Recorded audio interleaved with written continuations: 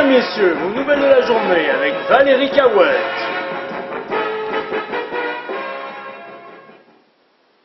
Mesdames, Messieurs, bonjour et bienvenue à votre bulletin de nouvelles Wailers News.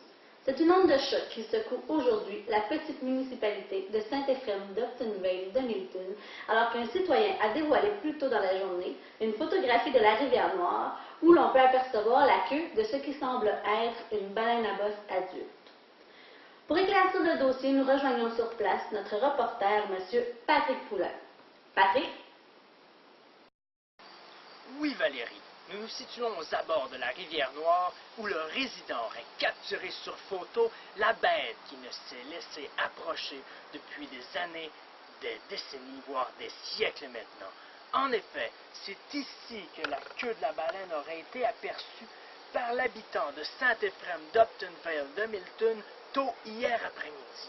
Comme je le disais précédemment, ce mammifère n'a pas été aperçu depuis des siècles. Toutefois, une femme avait aperçu la bête il y a quelques années. Par contre, sa crédibilité étant gravement minée au sein du village, elle n'aurait pas été crue.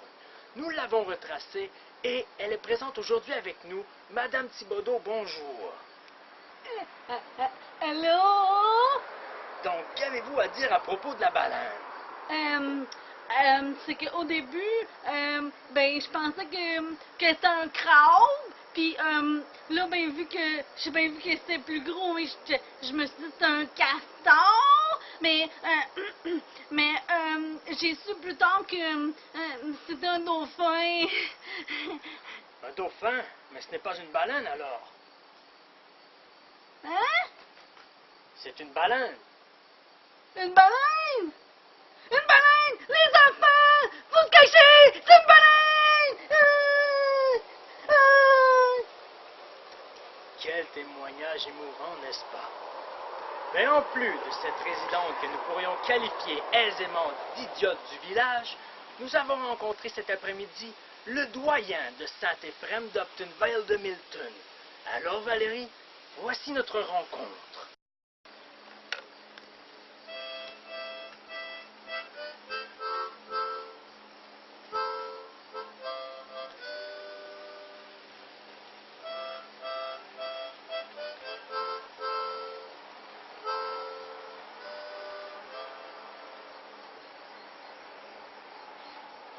Cette baleine-là, elle est arrivée dans la rivière Noire quelque part entre 1659 et 1661.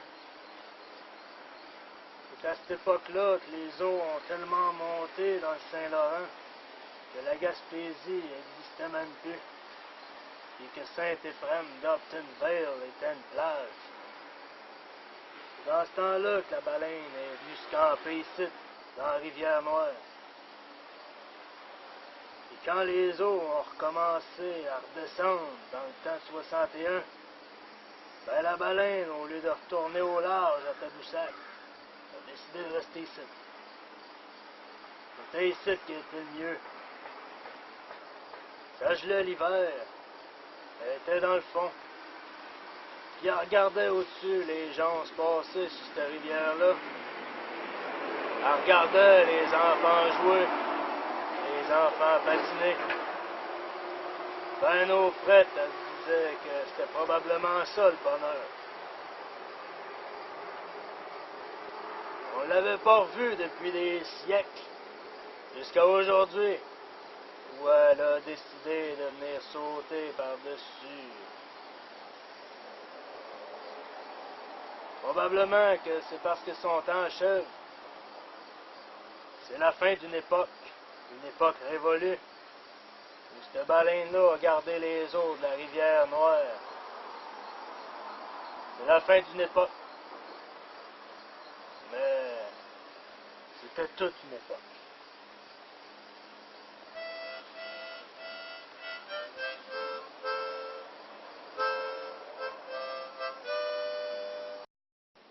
Merci, Patrick.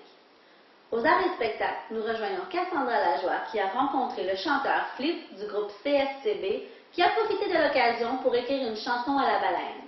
Cassandra? Oui, Valérie, je suis présentement à Saint-Éphrem d'Uptonville de Milton. Il y a beaucoup d'achalandage ici depuis que la photo est sortie en début de journée.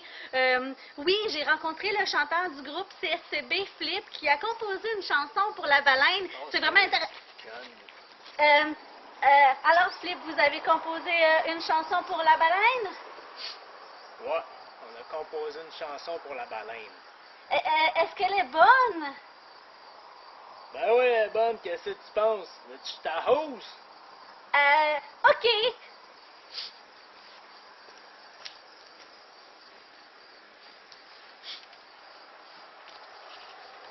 Écoute bien ça, petite.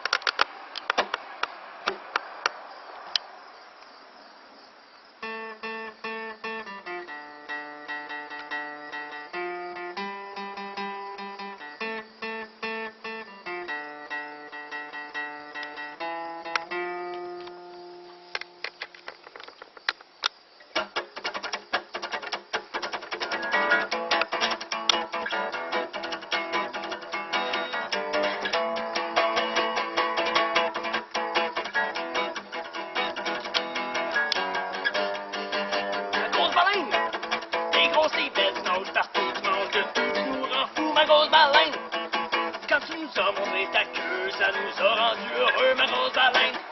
La rivière Noire est ton royaume depuis des siècles. Dans ses eaux sombres, tu fais la loi, c'est toi la reine. Sa majesté, ma grosse baleine, ma grosse baleine. T'es grosse, t'es belle, tu nages partout, tu manges de tout, tu nous rends fous, ma grosse baleine, ma grosse baleine. Quand tu nous as montré ta queue, ça nous a rendus heureux, ma grosse baleine. L'hiver venu, quand tu t'es gelé, tu lèves les yeux, tu nous regardes jouer, y a des patins, y a des rondelles, maudit qu'au fret, la vie est belle, ma grosse baleine. T'es grosse, t'es belle, tu nages partout, tu manges de tout, tu nous rends fous, ma grosse baleine, ma grosse baleine.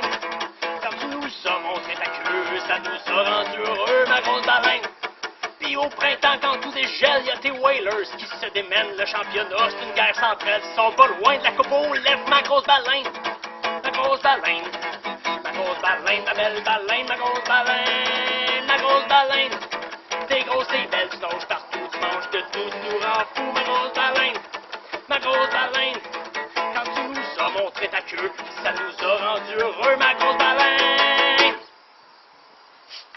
C'est ça la toune, la petite.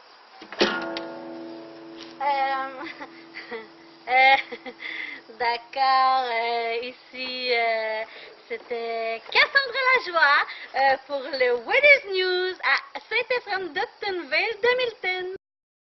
Ah, quelle bonne chanson. Merci, Cassandra. Et à la météo, Anouk? Oui, Valérie, aujourd'hui à la météo, il pleut. Et demain, je sais pas. Merci, Anouk. Au sport, on rejoint notre excellent chroniqueur sportif dans nos studios, M. Rosaire Fermat. Alors, Rosaire, parallèlement à la découverte d'aujourd'hui, beaucoup de développement au niveau sportif à Saint-Éphrem d'Uptonville de Milton. En effet, Valérie, cette histoire rocambolesque ne pouvait mieux tomber alors que c'est aujourd'hui que c'est confirmé, la nouvelle que tous attendaient avec impatience. Nous savions déjà que les bureaux de la haute direction des Whalers de Saint-Hyacinthe, évoluant dans le feu Pool Oka, depuis renommé le Pool des Reds, étaient déménagés dans le comté de Houghton en février dernier. Et c'est un secret de polichinelle, Valérie, le fait que les dix Whalers ne restera pas encore bien longtemps dans une agglomération fort contingentée où les parts de marché sont nécessairement modestes et le potentiel de croissance très peu prometteur. C'est ainsi que les Whalers de Saint-Hyacinthe ont dévoilé aujourd'hui en grande pompe qu'ils devenaient les Whalers de la Rivière-Noire, et ce, tout en dévoilant leur nouveau logo qui ne trahit en rien le passé, tout en marquant le renouveau de l'organisation. C'est ainsi que nous avons conservé le W de Whalers, la magnifique queue de baleine. Par contre, le H qui représentait Saint-Hyacinthe devient le R et le N de Rivière-Noire, bien évidemment avec le noir qui signifie l'obscurité de cette rivière terrible, le gris et le blanc qui viennent contraster. Il est vraiment magnifique. D'ailleurs, les Whalers ont profité de l'occasion pour dévoiler leur sélection de l'encan 2013-2014 du Pool des Reds. C'est ainsi que le DG Flibot ainsi que sa plantureuse assistante Valérie Cahouette ont dévoilé au public qu'ils allaient sélectionner au 7e rang de l'encan actuel du pool des Reds. Ils rompent ainsi avec la tendance selon laquelle les derniers choisissent premier, deuxième, troisième, quatrième. On choisira donc 7e, ce qui marque l'équilibre d'excellents dirigeants, n'est-ce pas? Finalement, en ce qui a trait aux protections de joueurs des Whalers, des équipes qui ont parlé jusqu'à présent ont choisi de démontrer leur jeu, ce qui vraisemblablement ne sera pas le cas des Whalers. Suite à nos demandes incessantes, le DG Flibot a tweeté hier en fin d'après-midi, et je cite « Allez-vous nous crisser patience avec ça sans s'y boire ?» Donc, manifestement exaspéré de nos questions, le DG Flibot n'a rien laissé filtrer à notre informateur. Par contre, certaines sources très près du grand Manitou baleinier nous ont confirmé qu'on n'opterait certainement pas pour des protections de défenseurs du côté des Whalers. Si nous faisons le tour de l'alignement des Whalers édition 2011-2012, les meilleurs éléments à la ligne bleue étaient les Sheldon Surrey, Eric Johnson et Thomas Keberle, ce qui, manifestement, 2 ans plus tard, sont des éléments très peu protégeables. Ainsi, nous pouvons croire que des joueurs comme Mike Richards ou Danny Hitley pourraient se tailler un poste avant même le début des hostilités avec les Whalers. Peut-être nous laisserons-nous tenter aussi par un Mike Cammalleri ou un vieillissant Daniel Alfredson qui bénéficiera d'un temps de jeu appréciable sur le jeu de puissance des Red Wings. Pour ce qui est du reste de l'alignement des Whalers édition 2011-2012, nous avons très peu à se mettre sous la dent pour ce qui est une nouvelle guerre avec les DG du pool des Reds qui sont affamés de victoire. C'est ainsi que nous terminons la rubrique des sports, Valérie. Merci, Rosaire. Alors, au nom de toute l'équipe, merci d'avoir été là et à demain.